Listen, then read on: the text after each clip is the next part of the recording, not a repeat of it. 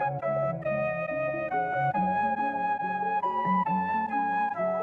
Toby. It's Toby.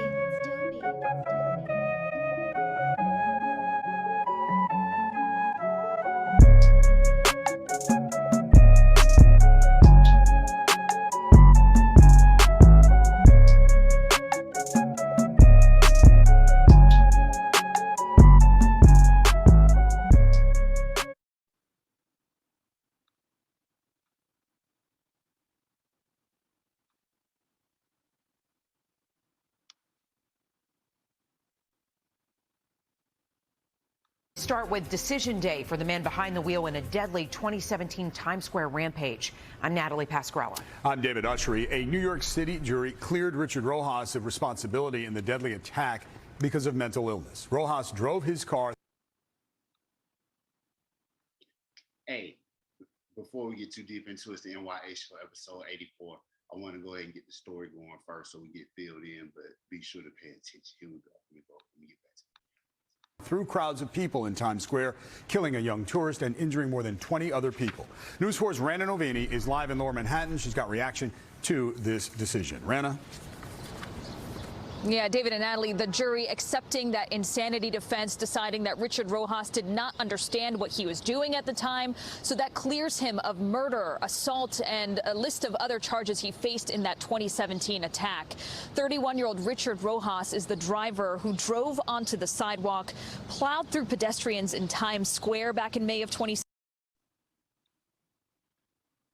Never fails to amaze me how everybody how they get the he didn't know what he was doing thing, but then they're able to do all of these things before and after the skits.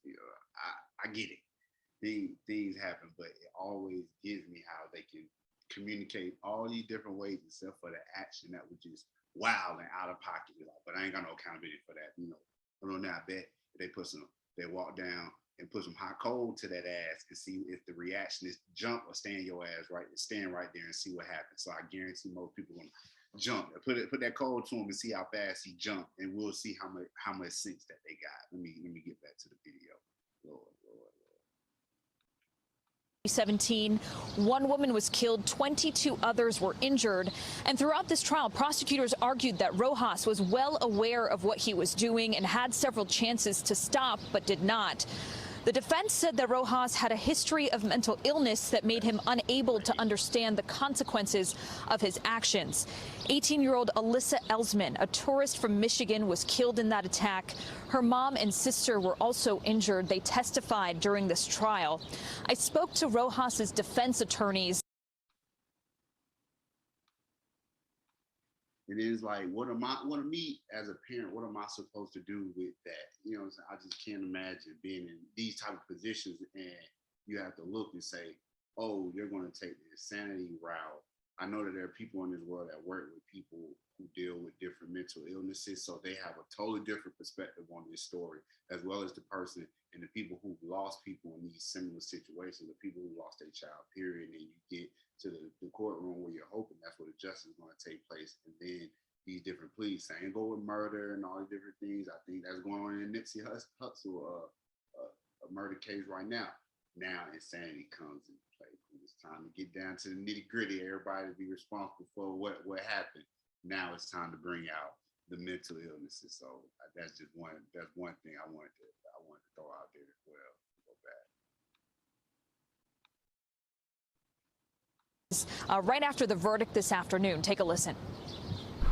Has he expressed any remorse? Does he understand what he did?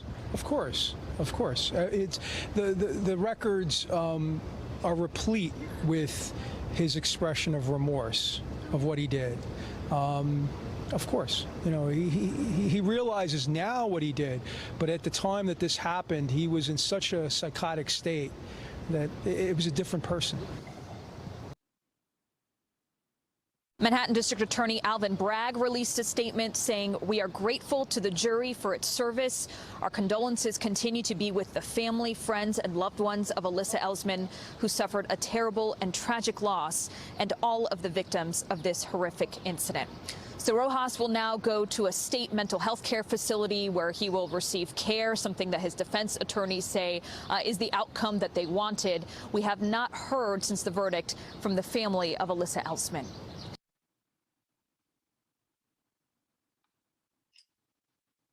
Yo, and that's what's truly unfortunate too, is that this person now gets the mental health that they probably needed on the outside before they did this. They get it now once they're about to go behind that wall. Now they get to go to mental institution, things of that nature. When he was plowing down 3 roads like it was Grand Theft Auto, where was his help? You know what I'm saying? For real. When he was plowing through, this dude didn't just run over that girl and kill that young lady. I wish I should have pulled up the original story back in 2017 when it happened, as I'm pretty sure I'll be able to find it. But he went a couple of blocks and he had a schizophrenic attack. I must throw that in. That's what happened here. I don't know the ins and outs of daily court life, but this is what we're being told, what happened in this situation. I want to know everyone's thoughts.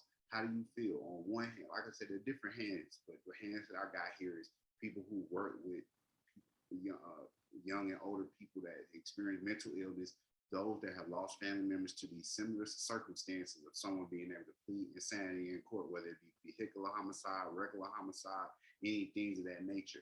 There's why wasn't this type of help given to this man before he got to the point where he could get in the car and drive through one of the busiest, craziest places. The young lady that was there was just a tourist, y'all. You gotta take that into play too. A tourist. There with her family, came, hey, let's enjoy ourselves, and then boom, and then it's all over just like that. Just like in many situations in life, it's all over just like that. So give me your thoughts on this story here. Once again, my last show, the intro wasn't playing right on that show. I had to double back with another one. Happy Juneteenth. I missed that. Happy Father's Day to all the fathers out there. I missed that in the last show too. You let me know your thoughts on this, the N.y.a show 84. What do you think about this story? Young man said, hey, I'm going to take it and do it my own way. And it's been almost 5 years, just like they say, cases take a long time to make it to the end. Here we are, we facing the end. Let me know your thoughts on the verdict. N.y.a show episode 84. I'll see y'all next time.